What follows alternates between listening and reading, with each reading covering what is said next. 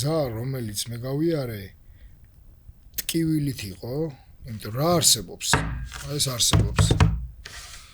მატერია არსებობს. მაგრამ არსებობს ტკივილი, რომელსაც მე გაურბოდი. და ეს გზა იყო ტკივილით სავსე გზა იყო. მაგრამ ამ გზაზე მატარებდა სიყვარული.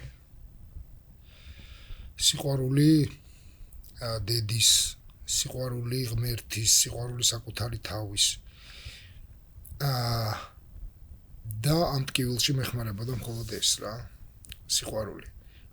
გზა იყო მტკივნეული.